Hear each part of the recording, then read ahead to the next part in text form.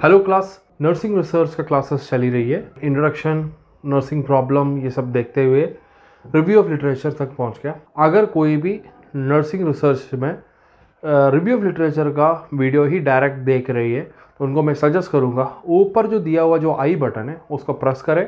उसके अंदर एक प्लेलिस्ट खुलेगा। प्लेलिस्ट के अंदर नर्सिंग रिसर्च का फर्स्ट टॉपिक से अभी तक जो भी है पॉपअप होगा। उसमें जो भी पोर्शंस आपने अटेंड नहीं किया है उसको पहले से देखें, उसके बाद इस क्लास में आ जाएगा तो आपको कंटिन्यूटी मिलेगा। ठीक है, आपको और क्लासेस इजीली समझ में आ जाएगा। आज अपन देखता हूँ review of literature. Before we conduct any study it is necessary to analyse the existing knowledge regarding that topic. कोई भी स्टडी करने के पहले उसी सब्जेक्ट में या उसी टॉपिक में पहले से क्या करके रखा हुआ है इसको समझना बहुत इंपॉर्टेंट है। The purpose of review of literature is to discover what has previously been done and what remains to be done. Review of literature का एक पर्पस ये होता है पहले से क्या करके रखा हुआ है और क्या छूट गया है उस टॉपिक से, ताकि जो छूटा हुआ टॉपिक्स पे अपन कर सकता है, जो पहले किया हुआ टॉपिक्स को अपने को करने की ज़रूरत नहीं है। It guides us to solve the problems by checking the old reviews. Our problems by checking the old reviews. Her research जैसे करते अपन आगे जाएंगे, कुछ ना कुछ कन्फ्यूजन्स, कुछ ना कुछ प्रॉब्लम्स फेस करता ही है। ठीक है, सो ऐसे सिचुएशन में हम इससे सिमिलर रिसर्च का रिव्यूज़ को या लिटरेचर को देखेंगे, उन लोगों ने किस तरीके से इस प्रॉब्लम को सोल्व किया हुआ है वो समझ में आ जाएगा। तो अपन अपना रिसर्च में काफ़ी चीज़ें इम्प्लीमेंट कर सकता है। Clear? Review of literature definition बहुत सिंपल डेफिनेशन है। An organized return presentation of what has been published on a topic by scholars.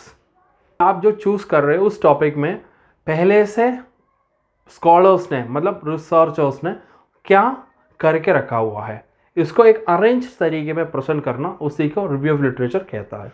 अपना जो टॉपिक में पहले से स्कॉलर्स ने, रिसर्चर्स ने क्या करके रखा हुआ है उसको एक फॉर्मेट में, ये एक उसको एक प्रेजेंटेबल तरीके में अपन लिख के रख रही है।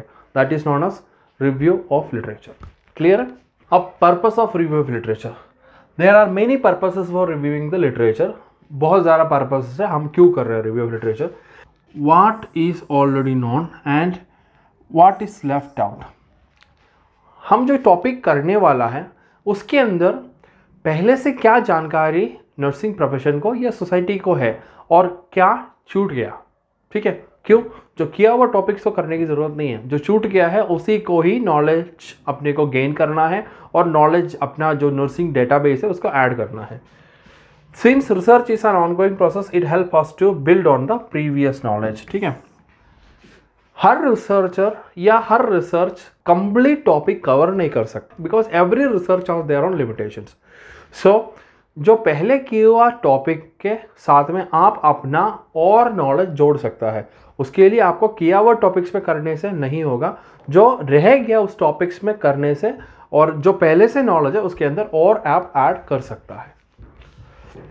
It serves as a basis in clarification and formulation of research problem. पहले क्लास में मैंने बताया रिसर्च प्रॉब्लम आप लिखेंगे पहले, लेकिन बाद में आपको लगेगा इसके अंदर थोड़ा सा चेंजेस करना चाहिए।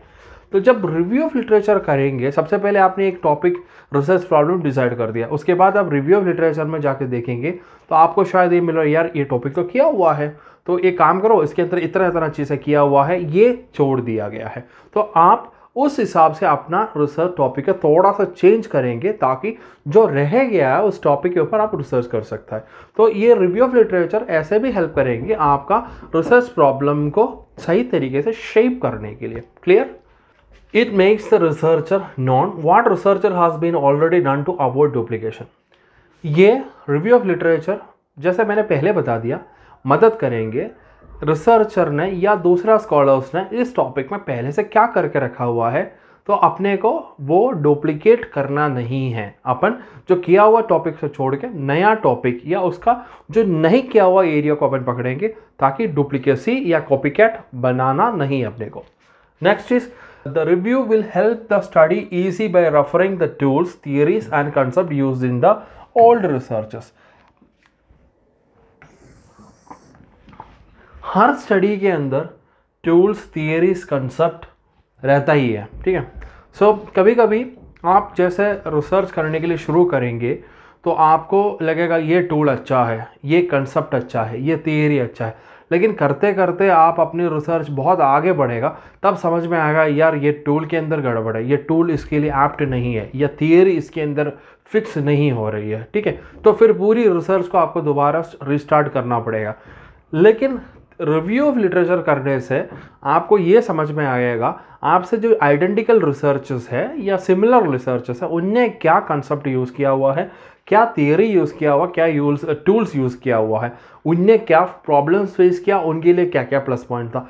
उस हिसाब से आपको पहले से पता है कौन सी टूल, कौन सी थियरी, कौन सी कॉन्सेप्ट आपका जो रिसर्च के अंदर फिट होगा, ठीक है। तो ये एक आपको आगे बढ़ने के लिए हेल्प करेंगे। Next is it helps to understand difficulties faced by the other people in similar studies. जब आप एक टॉपिक चूज़ करेंगे, आपको पहले से पता है आपका सिमिलर आइडेंटिकल रिसर्चर्स ने इस तरीके से प्रॉब्लम्स फेस कर चुका है, तो मेरे को भी ये प्रॉब्लम आएगा। एक अपन मेंटली प्रिपेयर्ड रहेगा, ये प्रॉब्लम आने वाला है, अपने को क्या कैसे डील करना है। दूसरा, अपने को एक प्रिपरेशन हो जाएगा कि यार उनको वो प्रॉब्लम फेस किया था, तो मेरे को भी ये प्रॉब्लम आ गया, तो मैं फेस कैसे करेंगे, ये अपने को हेल्प करेंगे। क्लियर है? आज रिव्यू ऑफ लिटरेचर का टॉपिक आपको समझ में आया होगा। अगर आपने इस चैनल को सब्सक्राइब नहीं किया तो जो नीचे दिया हुआ सब्सक्रिप्शन बटन और उसका बदल वाला बेल बटन को प्रेस करें, ताकि आगे जो भी रिसर्च का टॉपिक है, और भी हर दिन कुछ ना कुछ नया टॉपिक्स अपडेट रहता है, तो जैसे वो प्रीमियर होगा आपको वो टॉपिक मिलेगा। आप इस चैनल को मैक्सिमम नर्सिंग फील्ड में पहुंचने के लिए हमें हेल्प कर दीजिए, ताकि आगे और अच्छे चीज़ें करने के लिए भी मोटिवेट हो जाएगा। मैं गॉड ब्लेस यू ऑल। जय हिंद।